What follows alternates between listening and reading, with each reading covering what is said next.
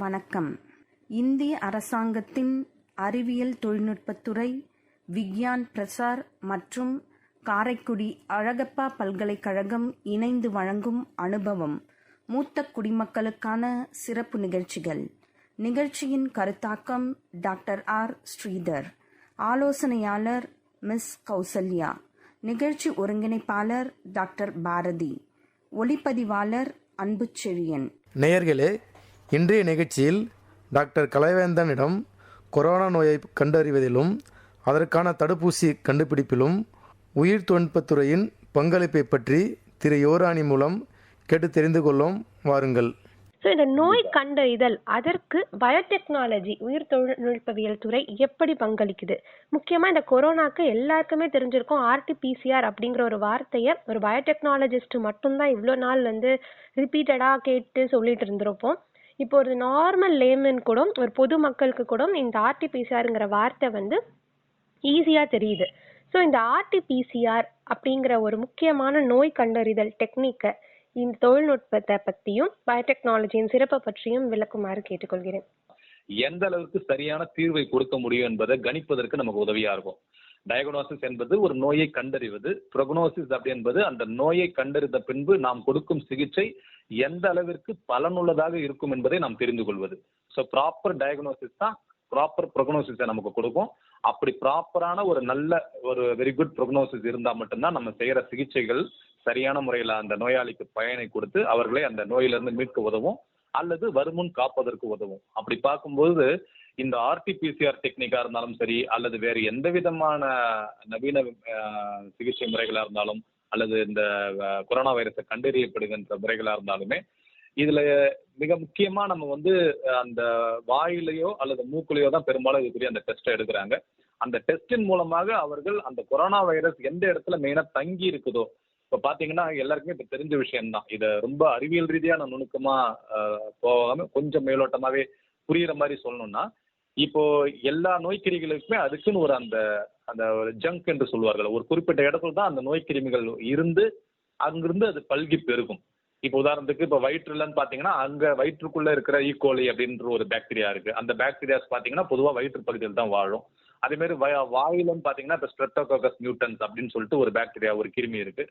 அது வாயு பகுதியில் தான் அதிகமாக வாழும். அது மாதிரி ஒவ்வொரு பாக்டீரியாவும் அல்லது ஒவ்வொரு வைரஸும் அல்ல எந்த ஒரு கிருமியாக இருந்தாலும் அது வாழறதுக்குன்ட்டு இந்த உடலில் அதுக்கேற்ற தகவமைப்போடு அதுக்குரிய அந்த சுச்சுவேஷன்ஸ் எங்கே இருக்கோ அங்கே தான் அது இருக்கும். அப்படி இந்த கொரோனா வைரஸ் பார்த்தீங்கன்னா மெயினாக உங்களுக்கு எங்கே அதிகமாக பாதிக்குது, அது எந்த இடத்துல அது அது வாழறதுக்குரிய அதிகமான வாய்ப்பு எங்கே இருக்குதுன்னு பார்த்தீங்கன்னா, அந்த மூக்கும் தொண்டையும் சேரப்படுகின்ற அந்த தொண்டை பகுதிக்கு மேலே மூக்கும் தொண்டையும் சேருகின்ற அந்த இடத்துல தான். அந்த த்ரோட்டுன்னு நம்ம சொல்லுவோம். அந்த நோஸ் அண்ட் இஎன்டி அப்படி அந்த காது, அந்த மூக்கு தொண்டைன்றதுல அந்த மூக்கும் தொண்டையும் சேருகின்ற இடத்துல. அதனால தான் இந்த டெஸ்ட்லாம் நம்ம எடுக்கும்போது கூட கரெக்டாக அந்த இடத்துல தான் செக் பண்ணி அந்த ஸ்பெசிமென் அது சாம்பிள் எடுக்கிறாங்க. அதுலேருந்து அவங்க அந்த பல்வேறு விதமான டெஸ்ட் பண்ணி அந்த கிருமியை அவங்க கண்டுபிடிக்கிறாங்க. இதில் மெயினாக அந்த கொரோனா வைரஸ் இருக்குது அப்படின்றத எந்த அளவுக்கு அந்த செல்ஸோட அது எப்படி ரியாக்ட் பண்ணுதுன்றதை பொறுத்து அதோட ரிசல்ட்ஸ் நமக்கு கிடைக்குது. ஓகே டாக்டர், மிக அழகாக சொல்லினீங்க. இதை எல்லாத்தையுமே பின்பற்றி நம்மளோட முதியவர்கள் மற்றும் பொதுமக்கள் அனைவரும் செயல்படுவாங்கன்னு நான் நம்புகிறேன். ரொம்ப நன்றி. அடுத்து என்னோட ஒரு முக்கியமான கேள்வி, அது என்னன்னா, எல்லாருமே டாக்டர் மருத்துவர்கள் ரொம்ப அழகாக ஃப்ரண்ட்லைன் ஒர்க்கர்ஸாக எல்லாரையும் காப்பாற்றிருக்காங்க இந்த பேண்டமிக், இந்த கொரோனாலேருந்து அப்படின்னு சொல்கிறாங்க. அதே சமயம் டயக்னாசிஸ் அப்படிங்கிற ஒரு முக்கிய விஷயத்துக்கு பயோடெக்னாலஜிஸ்ட் ரோல் ப்ளே பண்ணியிருக்காங்க. ஆமாம்மா, பயோடெக்னாலஜிஸ்ட் ஆக்சுவலாக இந்த இன்டர்வியூக்கு நான் கண்டிப்பாக ஒத்துக்கட்டதுக்கே மிக முக்கியமான காரணம், எப்படி ஃப்ரண்ட்லைன் ஒர்க்கர்ஸில் ஒரு டாக்டர்ஸை எல்லாருமே அப்ரிஷியேட் பண்ணுறாங்களோ, ஒரு நர்சஸ் எப்படி அப்ரிஷியேட் பண்ணுறாங்களோ, இவங்க இந்த எப்படி சொல்கிறதுனா ஹீரோஸ் பிஹைண்ட் த ஸ்க்ரீன் அப்படின்னு சொல்லுவாங்க ஆங்கிலத்தில். அதாவது உண்மையான ஆமாம், அந்த மாதிரியான ஒரு விஷயத்த பங்களிப்பு கொடுக்குறவங்க தான் பயோடெக்னாலஜிஸ்ட். ஸோ அதனால் அது டாக்டராக என்னுடைய முதல் பாராட்டுகளையும் வாழ்த்துகளையும் நன்றிகளையும் அனைத்து கொரோனாவால் பாதிக்கப்பட்ட நோயாளிகள் சார்பாகவும் பொதுவாக பொதுமக்களின் சார்பாகவும். ஏன்னா இந்த ஒரு துறை அப்படி இல்லை அப்படின்னு சொன்னா இப்படி ஒரு கிருமி இருக்குதுன்றதே நம்ம கண்டுபிடிச்சிருக்க முடியாது.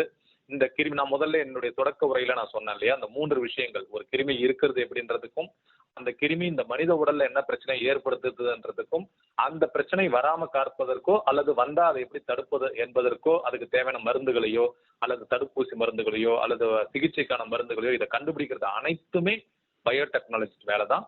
அதை சரியான முறையில நீங்க சொன்ன அந்த டயக்னோசிஸ் பண்ணி ஒரு தெளிவான முறையில அதுக்குரிய சிகிச்சையை கொடுக்கறவங்க தான் மருத்துவர்கள். அந்த மருத்துவர்களுக்கு உதவி செய்யறவர்கள் தான் செவிலியர்கள், நர்சஸ். ஸோ அதனால மருத்துவர்களும் செவிலியர்களும் பேஷண்ட்ஸோட நேரடி தொடர்புல இருக்காங்க.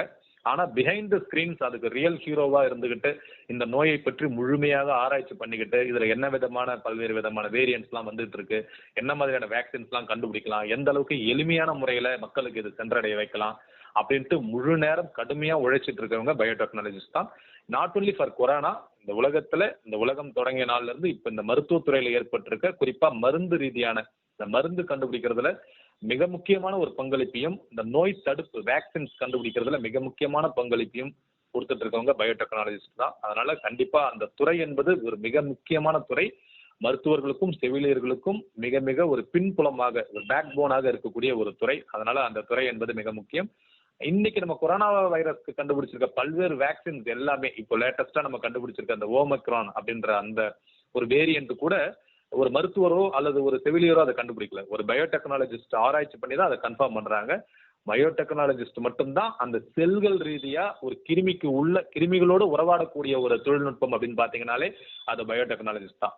நம்ம பொதுவா பாக்குறோம், ஒரு மருத்துவர்களே பாத்தீங்கன்னா எந்த அளவுக்கு ப்ரொடெக்டிவா இருக்கணும் நம்ம கேட்கறோம், செவிலியர்கள் எவ்வளவு ப்ரொடெக்ஷனா இருக்காங்கன்னு பாக்குறோம். அப்படி இருக்கும்போது கிருமிகளோடையே தன்னுடைய வாழ்க்கையை இந்த மாதிரி டெஸ்ட் பண்ணும் போதும் சரி, ஆராய்ச்சிகள் பண்ணும்போதும் சரி, அதுக்குரிய மருந்துகளை கண்டுபிடிக்கும் போதும் சரி, வேக்சின்ஸ் கண்டுபிடிக்கும் போதும் சரி, அப்படி இருக்கும்போது ஒட்டுமொத்த வாழ்க்கையும் கிருமிகளோடய வாழ்ந்து கொண்டிருப்பவர்கள் தன் உயிரை உண்மையாலுமே பணயம் வச்சு செய்யக்கூடிய ஒரு பணி இது. ஆனா அவர்கள் இல்லைன்னா பல்வேறு வியாதிகளுக்கு மருந்து என்பதை நாம் கண்டுபிடித்திருக்க முடியாது. பல்வேறு வியாதிகள் எதனால் வருகிறது என்பதையும் நாம் கண்டுபிடித்திருக்க முடியாது. ஆகவே நோய்க்கான காரணம், அது வராமல் இருப்பதற்கான பல்வேறு நல்ல விஷயங்கள் இதெல்லாம் செய்யறதுல பயோடெக்னாலஜிஸ்டோட பங்கு ரொம்ப ரொம்ப முக்கியம். அந்த உயிர் தொழில்நுட்பவியல் என்ற ஒரு துறை ஒரு மிக முக்கியமான துறை, உலகளாவிய ஒரு துறை. இன்னைக்கு அதை கண்கூட நம்ம இந்த கொரோனா வைரஸ்ல பாக்குறோம். அதனாலதான் ஒவ்வொரு நாளும் அது எப்படிலாம் உருமாற்றம் அடையுது, அதுக்கு என்ன மாதிரி வேக்சின்ஸ் எல்லாம் சக்சஸ் ஆகுது அப்படின்றதெல்லாம் நமக்கு பயோடெக்னாலஜிஸ்ட் தான் சொல்லிட்டு இருக்காங்க. அதுல நமது இந்திய திருநாடும் பல்வேறு விதமான பங்களிப்பை செஞ்சுட்டு இருக்கு. வெகு தீவிரமான முறையில உலக நாடுகளுக்கு இணையாக இது வளர்ந்து கொண்டிருக்கின்றது. வெகு விரைவில் உலகத்தின் உச்சம் பெற்ற ஒரு நாடாக இருக்கும். அப்படிப்பட்ட ஒரு பயோடெக்னாலஜிஸ்ட உருவாக்கக்கூடிய ஒரு கல்லூரியாக உங்களுடைய கல்லூரியும் உங்களுடைய அந்த உயிர் தொழில்நுட்பவியல் துறையும் செயல்பட்டு கொண்டிருப்பது என்பது மிக்க மகிழ்ச்சி. வெகு விரைவில் உங்களுடைய கல்லூரியை சார்ந்தவர்களே நமது இந்திய திருநாட்டிற்கும் உலக அளவிற்கும் பெருமை சேர்க்கின்ற வகையில் மிக சிறந்த படைப்புகளை, மிக சிறந்த விஷயங்களை கண்டிப்பாக நாட்டு மக்களுக்காக செய்வார்கள் என்பதில் எந்த சந்தேகமும் இல்லை. என்னுடைய மனப்பூர்வமான வாழ்த்துக்கள். ரொம்ப நன்றி டாக்டர், ரொம்ப நன்றி. எங்களை பற்றி இவ்வளோ பெருமையாக ரொம்ப விரிவாக பொது மக்களுக்கு புரிகிற மாதிரி இப்போ வரக்கூடிய யங் ஜென்ரேஷன்ஸுக்கு இதை பற்றின முக்கியத்துவத்தை ரொம்ப அழகாக விளக்குனதுக்கு ரொம்ப ரொம்ப நன்றி. நம்ம நீட் எக்ஸாம் இந்த டாக்டர் கிடைக்கணும், டாக்டர் சீட் கிடைக்கணும்னு யங் ஜென்ரேஷன்ஸ் கஷ்டப்படுறத விட இந்த விஷயங்கள் எல்லாம் தெரிஞ்சுட்டு இன்னும் ஒரு துறை இருக்கிறது, அதுவும் நிறைய முக்கியமான பங்களிப்பை மருத்துவத்துறையிலையும் பொதுமக்களுக்காகவும் கொடுக்குது. இம்பார்ட்டன்ட்லேயே ஃபார்மகாலஜி அந்த மாதிரியான ரிலேட்டட் ஃபீல்ட்ஸில் இருக்கு அப்படிங்கிறத அனைத்து பொதுமக்களும் பெற்றோர்களும் தெரிந்து கொண்டு அவங்களுடைய குழந்தைகளை இந்த மாதிரி ஒரு துறையிலையும் என்கரேஜ் பண்ணி படிக்க வச்சு ஒரு நல்ல ரிசர்ச்சராகவோ ஒரு சயின்டிஸ்டாவோ இந்த உலகத்துக்கு இந்தியாவை நாமினேட் பண்ணி கொண்டு வந்தால் ரொம்ப பெருமையாக இருக்கும். அதை Manakula Vinayagar engineering college school of arts and சயின்ஸில் டிபார்ட்மெண்ட் ஆஃப் பயோடெக்னாலஜி அப்படிங்கிற ஒரு புது துறையை நாங்கள் இந்த வருஷம் தொடங்கி ரொம்ப வெற்றிகரமாக ஒரு நல்ல செட் ஆஃப் ஸ்டூடெண்ட்ஸோட செஞ்சிட்ருக்கோம், அவங்களுக்கு கற்றுக் கொடுத்துட்ருக்கோம். இந்த விஷயத்தை மற்ற வளர்ந்துட்டு வரக்கூடிய யங் ஜெனரேஷன்ஸ், பட்டிங் ஜெனரேஷன் இதை தெரிஞ்சுக்கிட்டு அவங்களுடைய இன்ட்ரெஸ்ட்டை இந்த துறையில் செலுத்தினா இன்னும் நிறைய பயோடெக்னாலஜிஸ்ட், சயின்டிஸ்ட்டை நம்ம இந்தியா உருவாக்கலாம். ஸோ உங்களுடைய விளக்கத்துக்கு ரொம்ப ரொம்ப நன்றி. இப்போ கடைசியாக ஒரு சுருக்கமான ஒரு கேள்வியோட நான் என்னோட நேர்காணலை முடிச்சுக்கலான் இருக்கேன் டாக்டர். அதாவது முதியோர்கள் அப்படிங்கிறது தான் நம்மளுடைய மெயின் ஃபோக்கஸாக இருக்குது. பிகாஸ் அவங்க இதோடைய விளைவுகளை பற்றி ரொம்ப தெரிஞ்சுக்க மாட்டாங்க. ஏதோ இருக்கிறோம், அந்த காலத்து மனிதர்கள் இருக்கிறோம், சாப்பிட்றோம், ஏதோ சொல்கிறாங்க, கொரோனான்னு சொல்கிறாங்க அப்படிங்கிற ஒரு தாட் ப்ராசஸில் தான், எண்ணத்தில் தான் இருக்கிறாங்க.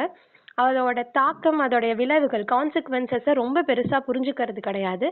உங்களோட ஆலோசனைகள் அவங்களுக்கு ஹெல்ப்ஃபுல்லாக இருக்கும்னு நான் நம்புகிறேன். அதனால உங்களுடைய ஆலோசனைகளை முதியோர்களுக்கு கொஞ்சம் கொடுக்குமாறு கேட்டுக்கொள்கிறேன். முதியோர்களுக்கு நான் ஏற்கனவே நீங்க அந்த கொரோனா வைரஸ் இல்லாம அவங்க இருக்கிறதுக்கு என்ன அப்படின்ற மாதிரி கேட்கும்போதே நான் நிறைய ஆலோசனைகள் அவங்களுக்கு கொடுத்திருந்தேன் இந்த நிகழ்ச்சியின் போதே. இருந்தாலும் இப்ப பொதுவா நீங்க சொல்ற மாதிரி சுருக்கமா அவங்களுக்கு சொல்லணும்னா 3 விஷயங்கள் தான். அதாவது மனிதனாக நாம் பிறந்த ஒவ்வொரு நிமிடத்திலிருந்தே நம்மளுடைய வாழ்க்கை என்பது ஒவ்வொரு நிமிடமாக கழிகின்றது. நாம் முதுமையை நோக்கி நடைபோடுகின்றோம். அப்படி இருக்கும்பொழுது இந்த முதுமை என்பதே ஒரு அருமையான பருவம். என்ன கேட்டீங்கன்னா முதுமையில் தான் ஒரு இளமையான பருவமே திரும்புதும் கூட சொல்லுவேன். அந்த முதுமையை எப்படி நாம் கையாளுகிறோம் அப்படின்றத பொறுத்து தான் அந்த முதுமையினுடைய அழகு இருக்கின்றது, அதனுடைய ஆரோக்கியமும் இருக்கின்றது. ஏன்னா முதுமையில மற்ற இளைஞர்களுக்கு இல்லாத ஒரு மிகப்பெரிய ஒரு பிளஸ் பாயிண்ட் முதுமையில என்ன அப்படின்னு பாத்தீங்கன்னா அந்த அனுபவம். அந்த அனுபவத்தை எந்த கல்லூரியில போய் படிக்க முடியாது, எந்த ஒரு யூனிவர்சிட்டிலையும் அது ஒரு பல்கலைக்கழகத்திலையும் போய் பட்டமா வாங்க முடியாது. அதனாலதான் இன்னைக்கும் பெரியவர்கள் நமக்கு நம்ம வீட்டுல இருக்கிறத நம்ம ஒரு பெருமையா நினைக்கிறோம்.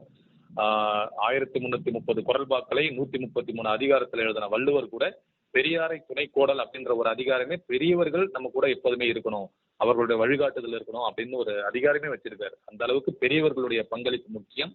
அந்த பெரியவர்கள் என்பவர்கள் யார் என்றால் இது போன்ற அந்த முதுமை வயதை கடந்தவர்களாகத்தான் இருப்பார்கள். ஏனெனில் கிட்டத்தட்ட ஒரு 50 வருடம் 60 வருடங்களை அவர்கள் கடந்து வாழும் பொழுது அவர்களுக்கு அந்த அனுபவம் என்பது அவருக்கு ஒரு ஆடட் அட்வான்டேஜ், ஒரு கூடுதல் பலமாக அவங்களுக்கு மாறிவிடும்.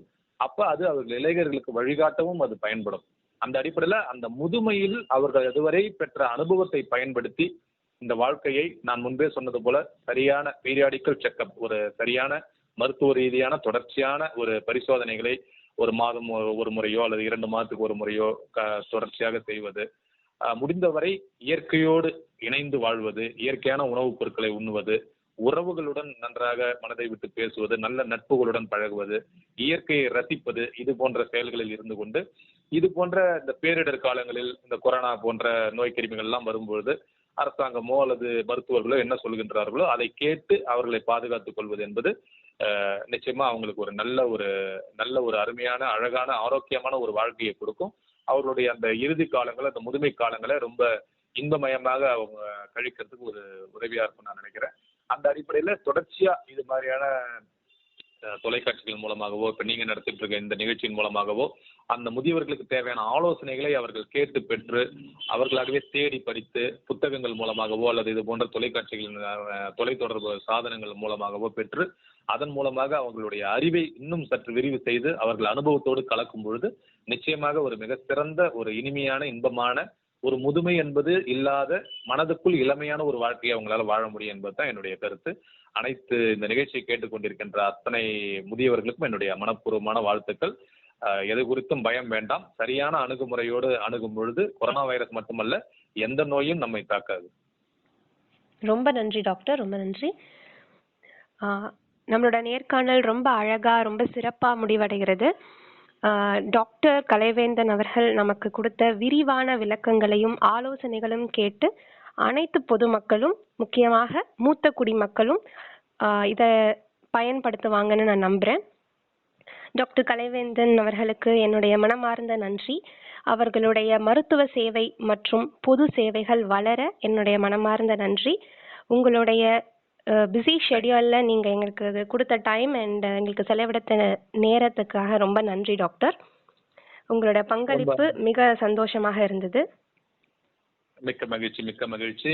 மீண்டும் ஒரு முறை இந்த நிலா எஃப்எம் நேயர்களுக்கும் இந்த நிகழ்ச்சியை கேட்டுக்கொண்டிருக்கின்ற அத்தனை பொதுமக்களுக்கும் இந்த நிகழ்ச்சியை மிக சிறப்பாக ஏற்பாடு செய்த Manakula Vinayagar engineering college school of arts and science அந்த நிறுவனத்தாருக்கும் அதில் குறிப்பாக இந்த துறையை சேர்ந்தவர்களுக்கும் அந்த துறையில் பணிபுரிகின்ற அனைவருக்கும் அதில் படிக்கப் போகின்ற நாளைய வருங்கால தூண்களாக இருக்க போகின்ற நம் இந்தியாவை உலக அளவில் தலைநிமிர செய்யக்கூடிய ஒரு பயோடெக்னாலஜி தொழில்நுட்பத்தின் மூலமாக இந்த கல்லூரியில் சேர்ந்திருக்கின்ற அனைவருக்கும் இந்த நிகழ்ச்சியை மிக சிறப்பான கேள்விகள் மூலமாக எத்தனையோ இன்டர்வியூஸ் நான் போயிருக்கேன், மருத்துவ ரீதியான பல்வேறு விளக்கங்கள் கொடுத்திருக்கேன், பல தனியார் தொலைக்காட்சி நிறுவனங்களுக்கும் போயிருக்கேன்.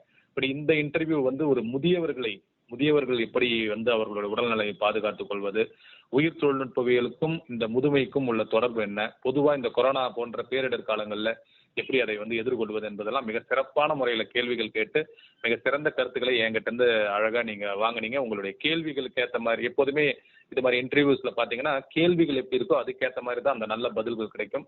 அப்படி ஒரு அழகான ஒரு அருமையான கேள்விகள்லாம் நீங்க சிறப்பா கேட்டீங்க.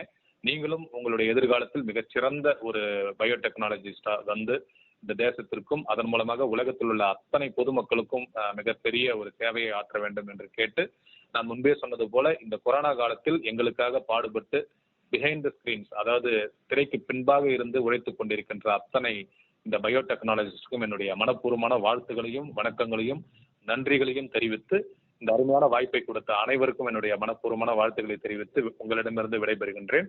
நன்றி, வணக்கம், ஜெய்ஹிந்த். நன்றி டாக்டர், ரொம்ப ரொம்ப நன்றி. உங்களுடைய வார்த்தைகளை நான் ரொம்ப மதிக்கிறேன். அண்ட் இது வந்து எனக்கு ஒரு பெரிய என்கரேஜ்மெண்ட்டாக இருக்கும்னு நான் நம்புகிறேன் டாக்டர். இதே போல் நிறைய யங்ஸ்டர்ஸ் இதை வந்து ஒரு ஸ்டெப்பிங் ஸ்டோனாக வச்சு அவங்களோட வாழ்க்கையில் ஒரு நல்ல துறையை வந்து தேர்வு பண்ணுறதுக்கு இது ஒரு வழிகாட்டுதலாக இருக்கும்னு நான் நம்புகிறேன். கண்டிப்பாக இது பயோடெக்னாலஜியோடைய ரோலை மட்டும் சொல்லாமல் மூத்த குடிமக்களுக்கான பங்களிப்பை பற்றி மட்டும் விளக்காமல் ஒரு பேசிக் கொரோனா அவேர்னஸ் ஆகவும் இருந்தது. அதே சமயத்தில் வந்துட்டு எப்படி வந்து ஒரு துறையை நம்ம வந்து முக்கியத்துவம் கொடுக்கணும், அதோடைய அட்வான்டேஜ் என்ன, அது என்னென்னலாம் பலன்களை வந்து கொடுக்குது, அது எதுக்கெல்லாம் சம்மந்தப்பட்டிருக்கு அப்படின்ட்டு ரொம்ப அழகாக விளக்கமாக சொன்னீங்க. இதை நிறையா பேர் பொதுமக்கள் மற்றும் அனைத்து ஸ்டூடெண்ட்ஸ் கம்யூனிட்டியில் இருக்கிற அனைத்து ஸ்டூடெண்ட்ஸும் இதை வந்துட்டு பயனுள்ளதாக மாற்றிப்பாங்க, இந்த கருத்துக்களை ஏற்றுப்பாங்கன்னு நான் நம்புகிறேன். ரொம்ப அழகாக ரொம்ப சிம்பிளாக ரொம்ப கொண்ட இன்டர்வியூவை நேர்காணலை கொண்டு போனதுக்கு ரொம்ப ரொம்ப நன்றி டாக்டர். உங்களுடைய சேவைகள் தொடரட்டும். உங்களுடைய ரொம்ப பிஸி ஷெடியூலில் நீங்கள் கொடுத்த எல்லா டைமுக்கும் ரொம்ப ரொம்ப நன்றி. மீண்டும் நாம் சந்திப்போம். நன்றி டாக்டர். நன்றி, தேங்க்யூ.